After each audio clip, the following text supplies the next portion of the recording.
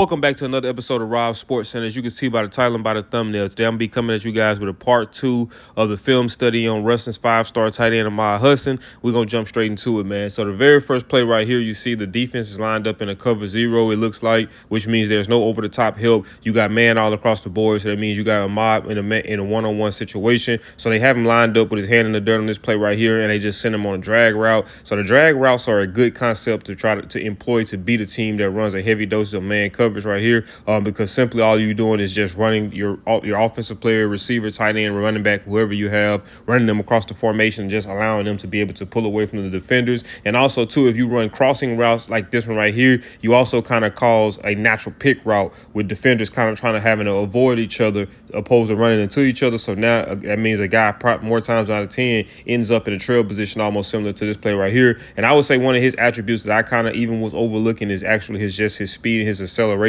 being able to pull away from defenders. We've seen that on my previous video whenever he's able to get yards after the catch, where he's able to catch it and get upfield. A lot of times you just see him kind of pulling away from the defense, and that's kind of what he's doing right here on his drag route, just running away from the defense. The quarterback does a good job at putting that thing out there. Once again, he does a phenomenal job at being able to track the ball, catch the ball with his hands, and just being able to kind of, eat up a little bit extra yards after the catch, just pulling the defender. The defender kind of jumps on him right here, and he just kind of pulls him for an additional maybe 2 to 3 yards on that play.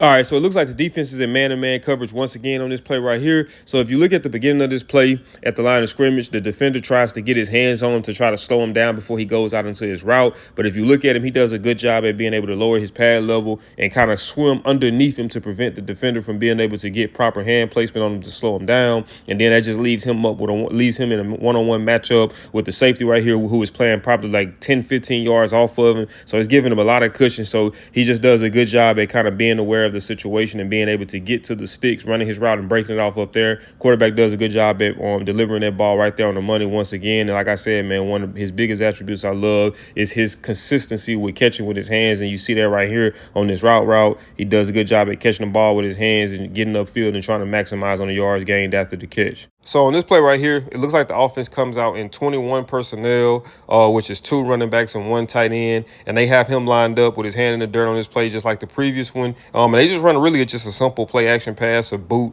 where the quarterback fakes the handoff, rolls out to the right or rolls out to the left. In this case, right here on this play, he rolls out to the right. And it looks like the defense are in zone because you see that their eyes are back on the quarterback. So obviously when you're in man-to-man coverage, your whole objective is just to beat the man that's in front of you. When you're in zone coverage, your whole objective is to try to figure out the little soft spots within the zone. So right here, they run a simple out route with him again. And he does a good job, like I said in the previous video, with being able to just get his head back around and locate the quarterback. Well, not just locate the quarterback, but for one, like I said, what I mean by locate the quarterback, if you have a quarterback in today's game, a lot of quarterbacks are mobile and they have the ability to be able to extend plays, right? So as an offensive player, you always want to make sure that you're getting your head back around, for one, to be able to locate the ball, because sometimes the quarterback might have to get rid of the ball much quicker than they might have want to because the pass rush might be close to getting home. But then, too, if you have a quarterback who likes to extend plays or who has the capability to extend plays, getting your head back around and being aware of what he's doing allows you to kind of be able to stay one step ahead of the defense. So it allows you to be able to reroute yourself. So let's say, for instance, if he had to extend a play and he wasn't able to get the ball to him right here, once he gets his head around and realizes that the quarterback is rolling out, he can just stem it straight upfield, or he just redirect himself and start working back to the left side of the formation. So that's why it's always good for an offensive player to be able to get their head back around to locate and see exactly what's going on. And he does a great job at that as a whole, but more so specifically for this play. So right here on this play, they have him lined up out wide to the field side. So it looks like the defense is in maybe a cover 2 man, meaning that the 2 deep safeties are the only ones that's in zone coverage just to try to prevent the big plays. And then there's man coverage underneath. So you look at the corner. The corner's playing a real soft cushion. He's afraid of being beat deep or just trying to take away that option. So he's already kind of back 10 yards off of it's about 12 yards off of Ahmad. So they just run a simple slant. And he just does a good job at being able to, make something happen after the catch as well. Quarterback does a good job at being able to hit him right there on the money. Once again, like I said, man, he catches the ball with his hands. And like I said, man, just catching the ball with his hands right there and going to attack it, man, that is a big that is a big factor in that being a potential 10 to 12 yard run after the catch, or being just a 5 to 6 yard catch. Because like I said, the quicker that you can attack the ball, the quicker that you can get your hands out there and snatch that ball and reel it in, the quicker the opportunity you have to be able to make something happen after the catch.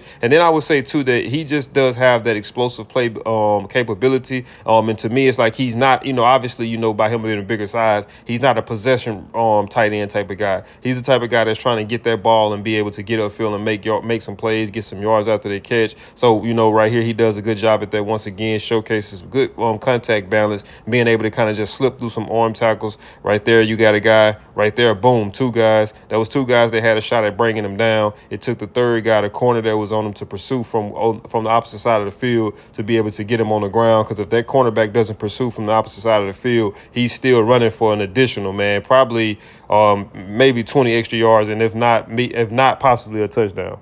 So if you remember 2 clips, maybe 3 clips before this one, where I was talking about where he ran another out route, just like on this play right here, and the edge guy tried to get his hands on him to prevent him, to kind of slow him down from being able to get into his route immediately, or from being able to climb to that defender on the second level in such a quick manner, being that it would have been one-on-one coverage behind it. And he just did a good job on that play of being able to lower his pad level and get underneath them to prevent him from being able to get proper hand placement or slowing him down. So that's kind of the release that he took on this play right here, but the defender just allowed for him to have a free release, which put his defender in no man's land, because now you got this guy coming downhill with a full head of steam, and he just simply breaks that thing towards the outside. Quarterback, delivers a pretty good ball, but like I said, man, he does a good job at being able to catch that ball with his hands. I know I keep saying that, but for me, that's one of the biggest things that stands out. That just shows you that he has strong hands, and that shows you that he has the confidence in his hands, because more times than not, whenever that ball is thrown, if he's in position to,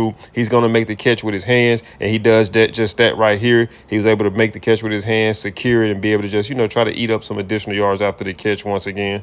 So if you're familiar with my videos, you always hear me use the term "gotta have it," and typically that's reserved for 3rd downs and 4th downs. But whenever you get to the red zone, in my opinion, every down is a gotta have it down, whether it's a 1st down, 2nd down, 3rd down, or 4th down. You want to be able to put up points whenever you get down into the red zone. So right here, he just runs a simple slant route, and the corner actually plays this as good as you can play it. He does a good job, and it looks like he's kind of inside leverage. He does a good job at keeping square up into the top of the route. Now, he did try to get physical with Ahmad at the top of the route, and I think that's what kind of took him out of position in terms of leverage. And then if you watch my videos, you always hear me talk about the hand fighting battle between a receiver and a defender. More times than not, whoever wins that hand fighting battle wins the leverage, right? And that's exactly what he does right here. He wins that at the top of the route, so he wins the leverage. So the corner is kind of in a trail position, and then he just utilizes his big frame to be able to box him out. You see that he puts himself in between the defender and in between the ball. Quarterback kind of, throws a high ball right here, but once you're dealing, like when you have a guy that's this big, he has a higher catch radius than most. So even if it is a ball that's thrown slightly higher, he's able to kind of utilize that basketball vertical and be able to go up and secure that catch like how he does right here on this play. So right here on this play, once again, he showcases his versatility, being able to line up in a slot. Like I was saying, man, we've seen them lined up in pretty much every position that you can think of other than being lined up in the backfield. We've seen them lined up on the outside, on top of the numbers. We've seen them lined up on the inside as a slot receiver. We've seen it lined up, obviously, from his traditional tight end position where he has his hand in the dirt. So right here on this play specifically, we have him lined up in the slot, and they just run pretty much a simple slot route. Now, I will say, too, on this play, this was good ball placement from the quarterback, understanding that most of the defenders are on his inside shoulder. So the quarterback places that ball on his outside shoulder to protect him. But then once again, like I was saying too, this is one of the benefits of being able to get your head back around, which is something that he does very well, because the quicker you're able to get your head back around, the better off you are at being able to track the ball and being able to be aware of that. So right here, he does a good job at being able to get his head back around once again. And even when the quarterback kind of put it on his outside shoulder, he did a good job at being able to adjust to it and being able to make that catch with his hands. So on this play right here, again, they have him lined up in a slot. So it looks like the defense is maybe in a zone coverage. And the reason why I say that is because I'm looking at defenders. You're looking at some of them, it's like on the snap of the ball, they're kind of bailing and getting to a specific spot. And then, too, you can always kind of look at it and tell based off of where the DBs or the defenders' eyes are at. So if their eyes are on their man, more times than not, it's man-to-man coverage. If their eyes are in the backfield looking at the quarterback, more times it's zone because they're trying to read the quarterback. So you know that when you're in man coverage, like I said, your objective is to beat your man, right? So when you're in zone coverage, your objective is to find those soft spots within the zone, right? So right here, he does that. He runs just a simple stop route and gets behind the defense. Now, let's just say, for instance, if he might would have, stemmed this route across the formation. So he will be running from one zone to the next because you have those little areas from one zone to the next. So being able to identify whether it's zone or not and being able to identify kind of what zone it is, it gives you an understanding of where you need to be in terms of your positioning. So right here, he does a good job of just stopping it off right there. Quarterback throws are kind of high ball, obviously, but when you're dealing with a guy like this who has a high catch radius because of his height, you can afford to sometimes be a little sloppy with the ball placement. So right here, the quarterback kind of throws it a little high, but he does a good job at, once again, man, getting his head back around to be able to track the ball and then being able to utilize those hands going up and make a strong catch on the ball. All right, so for the final play, man, we have one of my favorite situations, which is the red zone. You always hear me overemphasize the importance of the red zone because more times than not, games are won and lost in the red zone. Your success whenever you get down there, how often are you able to put up points on the board whenever you have a trip down there? And having a big body like this, it makes it that much easier for you to be able to put up points. Obviously, because he's a big threat at the goal line just because of those fade routes, whether it be a back shoulder fade or whether it be him just going up over defender to make a tough catch. And then, like I said, too, being in the red zone, everything becomes so much tighter and condensed now because the field becomes so much smaller. So having a guy that can work in those tight confined spaces is a benefit, and having a big body guy who can put his body in between the defender and the ball is always something that's hard to deal with. So it's just like on the previous clip earlier in the video where we was talking about where he was going up against West Monroe again, and he just runs a slant from the outside. They have him lined up out wide on top of the numbers, and he just runs a slant, works back across the formation. Like I said,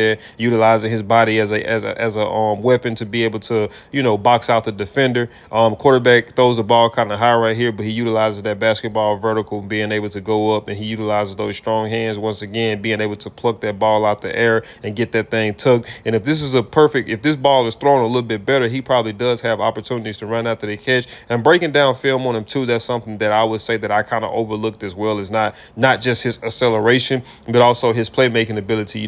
How good he is once the ball is actually in his hands. Because if you look, most of the time when he makes these catches, he's not going straight down to the ground as a possession receiver. He's looking for opportunities to try to be able to run after the catch. So if the quarterback might have did a better job at placing that ball, man, that would have given him an opportunity to be able to eat up some additional yards after the catch. But like I said, man, this was from his sophomore year, man. So watching film on him, it's a lot to like about him. And I would say that, on one of his biggest improvements to me, or one of the things I like to see that I've liked to see from him so far this year in his junior year, is his ability to run block, man, because there was a lot of plays this year where it was touchdown runs where it was him sealing off that edge, which allowed for that running back to be able to get that run, man. And that's something that I love to see from a tight end. I love to see that dual threat ability, a guy who can be strong in the pass, but then also can contribute to the run game as well. Because when you have a guy like that, you don't have to worry about swapping out personnel and become kind of, make it obvious to the defense exactly what it is you're trying to do. Because if you got a guy who can't really run block, you got to take him out the game to bring in a guy who can run block. But when you got a guy who can run block and can catch passes,